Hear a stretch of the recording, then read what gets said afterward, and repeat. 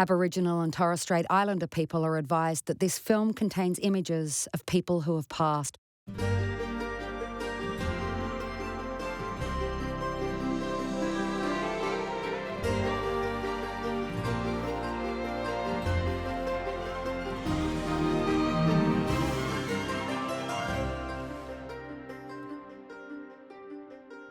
Were it not for a stray cow, this unassuming stretch of track, 10 minutes outside of Bridgetown, would have been the place Edward, the future and notorious king of Great Britain and her empire, would have died.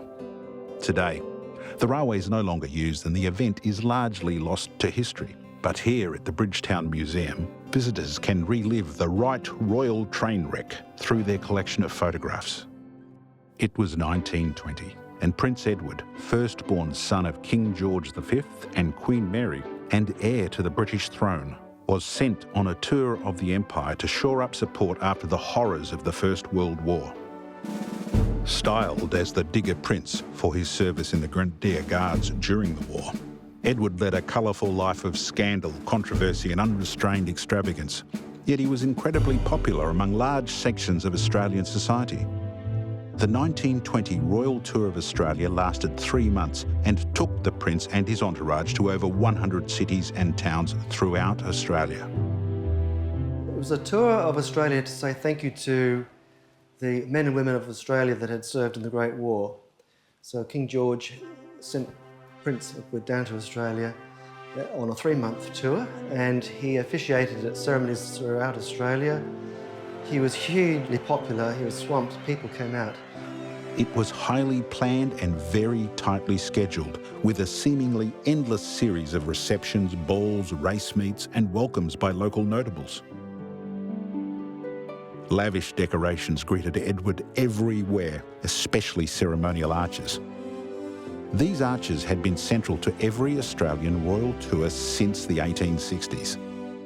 They were often used as a form of advertising for local companies and industries, and a source of pride and competition between towns and, of course, states. Western Australia was no exception. Some of the most extravagant commemorative arches had been constructed for Edward's parents' tour 19 years earlier. They provide a glimpse into Perth society at the turn of the century, newly flush with money from the gold rush of the 1890s. However, such outpourings of public support for the empire obscured the very real anti-monarchist and republican movements that had resulted from Irish immigration and rising class divisions. In the early 1900s, anti-monarchist sentiment had grown, fueled by the intense debates surrounding conscription and growing awareness of Australia's subservient status within the empire. Edward was tasked with quelling these rising tensions and bringing the Dominions back on side. It worked.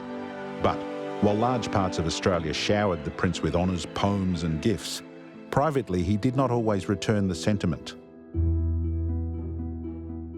Writing to his mistress, Freda Dudley Ward, while on tour, Edward wrote disparagingly about Aborigines, calling them revolting.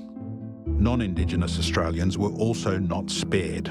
Years later, when the Australian government did not support Edward's request to marry the American divorcee Wallis Simpson, the future king replied curtly that there were not many people in Australia and that their opinion did not matter. However, in 1920, this unimportant country was about to throw a spanner in the works. After a successful tour of the East Coast, the Prince and his entourage travelled to the southwest of Western Australia on the Royal Train. After a day of heavy rain, the rails suddenly splayed apart under the weight of the train. The last 2 carriages derailed, tumbling down the embankment and landing on their sides. For 10 minutes, frantic rescuers tried to reach the Prince. Finally, Colonel Peck scrambled to the top of the royal carriage and peered in through the side windows. The Colonel found Edward reclining casually amongst the wreckage, smoking a cigar, and pleased to report that his whiskey flask had not been broken. In fact, the Prince seemed to rather enjoy the break in the highly structured tour, later commenting, "At last we have done one thing that wasn't on the official program." That no one was killed or seriously injured was described at the time as semi-miraculous. But the unlikely real saviour was a lone cow that had strayed on the track a few miles back. The train was only going about 12 miles per hour at the time because a cow was on the line about a minute before the incident occurred, and the train driver had to get out and throw stones to move it along. And that was the reason why it was only going so slowly, about 12 miles per hour. Before his death in 1936, Edward's father, King George V, had famously predicted that after his death and on ascending through the throne, the boy will ruin himself in 12 months. He was proved correct. The newly crowned King Edward VIII shocked the world by abdicating the throne to marry Wallis Simpson after only 326 days on the throne. His father's forecast was out by only 39 days.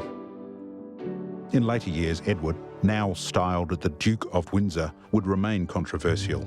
He was a Nazi sympathiser, an anti-Semite, and according to classified documents from Franco's Spain, a traitor. According to these papers, in conversations with a Spanish diplomat in June of 1940, he stated that if the Germans bombed England effectively, that this could bring peace. With the diplomat writing that, he seemed very much to hope this would occur. After the war, Edward lived in France with Wallis, isolated from his family, his homeland, and with the lavish festivities and praise that greeted him in Australia, a distant memory. How history might have changed if he had died in the train wreck, but for a lone cow on an isolated railway track in the Jarrah forests, a few kilometres south of Bridgetown.